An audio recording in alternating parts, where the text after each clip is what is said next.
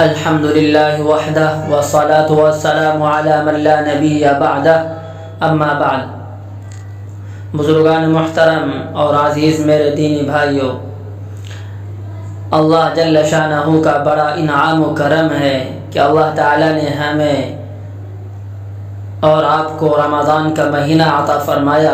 یہ وہ مہینہ ہے جس میں اللہ تعالی کی رحمت کی گھٹائیں بندوں پر جھوم جھوم کر برستی ہے، جس میں اللہ جل شانہ کی رحمت بندوں کی مغفرت کے لیے بہانہ ڈھونڈتی ہے۔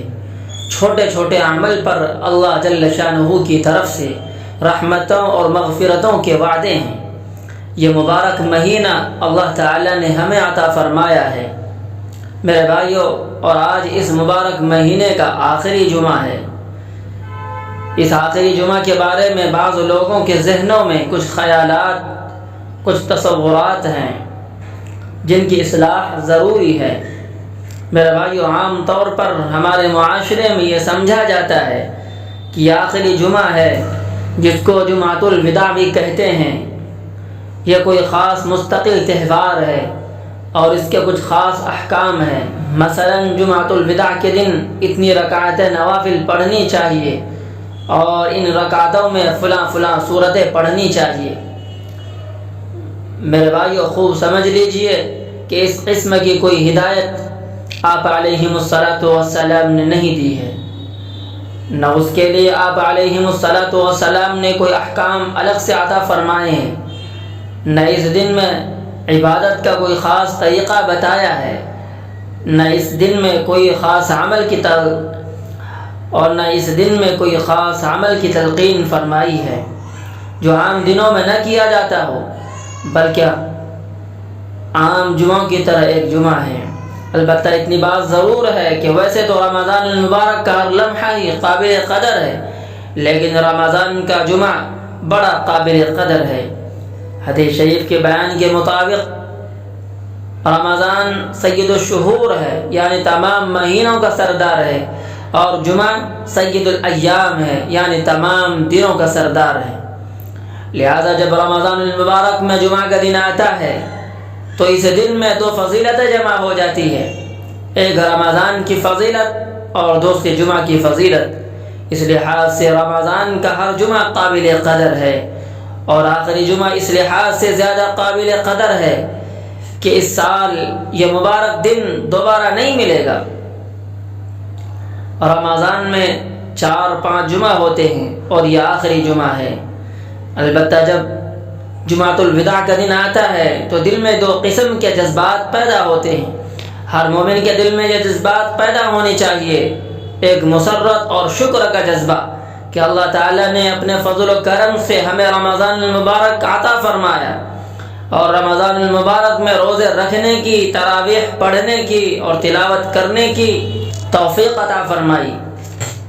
یہ بات قابل شکر اور قابل مسرت ہے، اس پر جتنا شکر ادا کیا جائے کم ہے، اس لیے کہ نہ جانے کتنے اللہ کے بندے ایسے ہیں جو گزشتہ سال ہمارے ساتھ روزوں میں، تراویح میں شریک تھے، تہجد پڑھنے میں شریک تھے، لیکن اس سال وہ زمین کے نیچے جا چکے ہیں۔ ان جانے والوں سے اس رمضان کا ایک ایک لمحے کی قدر و قیمت پوچھیے، وہ یہ کہ حسرت کر رہے ہیں کاش کہ ان کو رمضان کے کچھ لمحات اور مل جائے کہ وہ اپنے اعمال میں اور اضافہ کر لیتے، لیکن ان کا وقت ختم ہو چکا۔ میرے بھائیو، اس لحاظ سے بھی اللہ کا شکر ادا کرنا چاہیے کہ بہت سے بندے ایسے ہیں جن کو یہ بھی پتہ نہیں چلا کہ کب رمضان آیا تھا اور کب چلا گیا، العیاذ باللہ العلی العظیم۔ نہ ان کو روزے رکھنے سے کوئی غرض، نہ تراویح پڑھنے سے کوئی مطلب، اللہ بچائے۔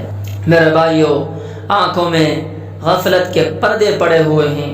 رمضان کے آنے پر ان کے نظام الاوقات میں، ان کے کھانے پینے کے اوقات میں اور ان کے سونے اور جاگنے کے اوقات میں کوئی تبدیلی پیدا نہیں ہوئی۔ اللہ کا شکر ہے کہ اس نے ہمیں ایسے غافل لوگوں میں شامل نہیں فرمایا، اور اس پر اللہ تعالیٰ کا جتنا شکر ادا کریں اتنا کم ہے۔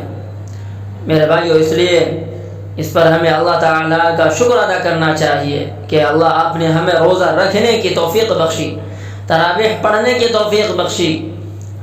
اگر ہم بھی ان میں شامل ہو جاتے تو نہ جانے ہمارا کیا حشر ہوتا۔